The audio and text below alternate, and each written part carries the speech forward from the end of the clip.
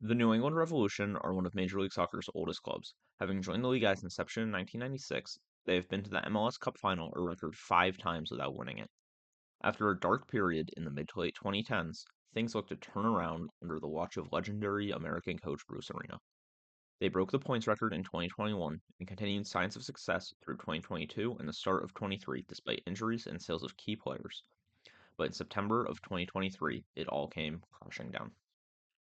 And we want to begin with a story that broke about 20 minutes ago. The head coach of the New England Revolution soccer team, Bruce Arena, has resigned, admitting he's, quote, made some mistakes. Since the departure of Arena, the Revolution have been in freefall. Players refused to train under Richie Williams, who was named interim coach after Bruce's exit, so he was removed and Clint P.A. saw the season out before being eliminated by Philadelphia in the first round.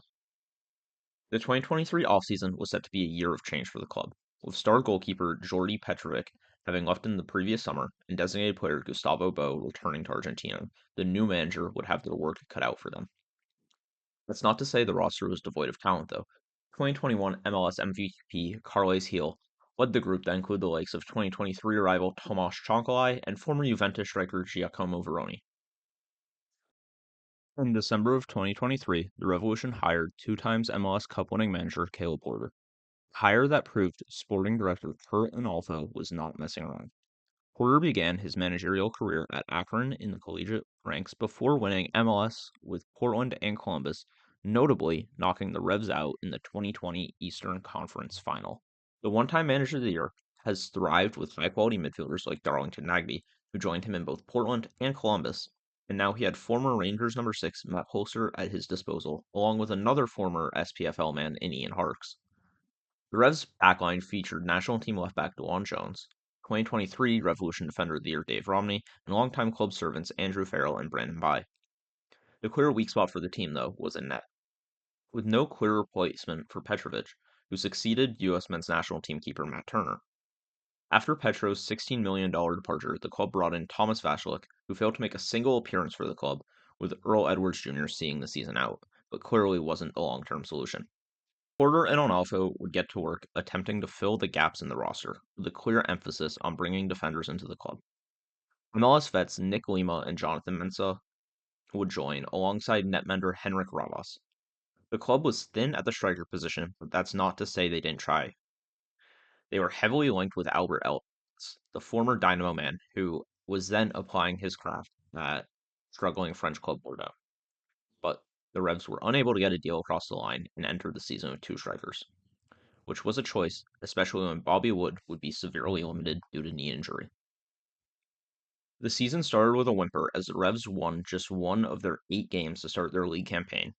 They did advance in the CONCACAF Champions Cup past El Huense before being dispatched 9-2 on aggregate by Club America in a tie where they gave up the home advantage for the second leg because Gillette needed to be covered in dirt for some motorcycles. This poor start caused the Revs to drop Ravas, who gave up 17 goals in his 8 appearances. They picked up Alijaz Ivasic for free. Former Timbers keeper played well despite the team continuing to leak goals and finished the year with higher goals per 90 than Ravas had. Before the early season window closed, they also picked up center back Javier Arriaga from Seattle in exchange for an international roster spot and some GAM. The team would pick it up through June, giving fans some hope, winning 4 in a row before winning only 3 games the rest of the season. In the summer window, the club flipped center back Henry Kessler for center back Tim Parker in a deal with St. Louis, signed midfielder Alisson Youssef from Royal Antwerp in Belgium, and made a club record signing of Luca Langoni from Boca Juniors.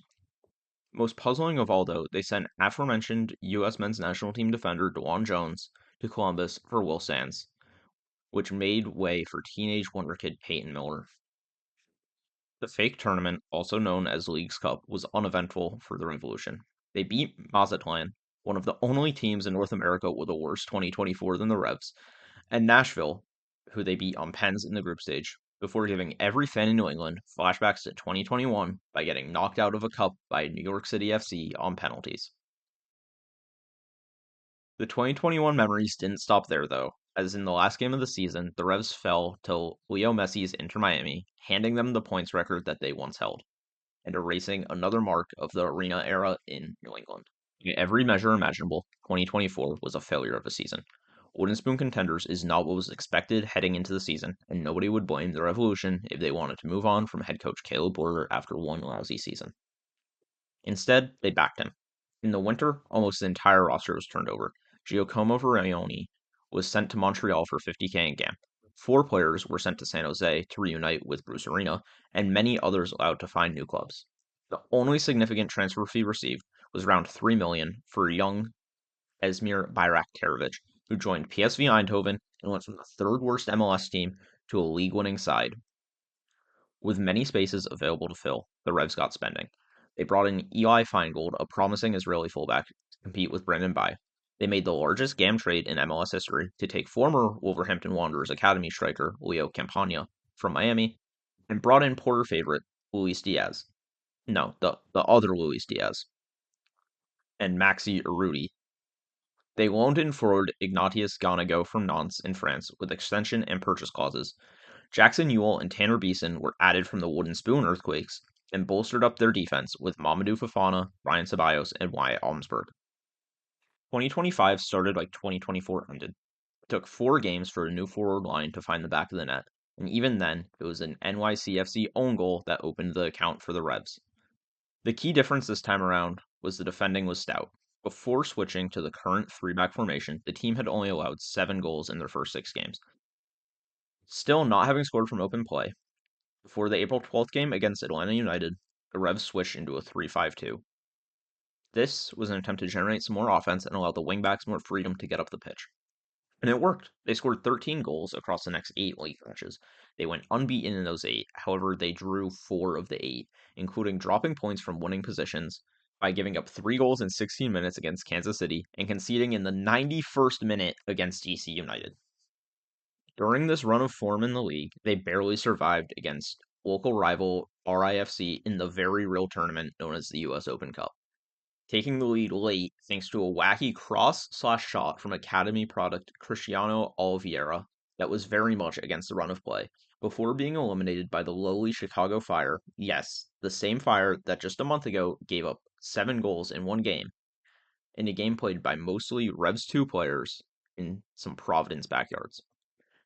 After the loss, Caleb Porter defended his rotation on his weekly Zolak and Bertrand appearance by discussing his desire to develop young players, despite an earlier quote about him wanting to win any trophy they can.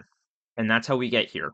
The Revolution are at a crossroads. They were a few results away from being seen as potential contenders. Instead, they're clearly pretenders.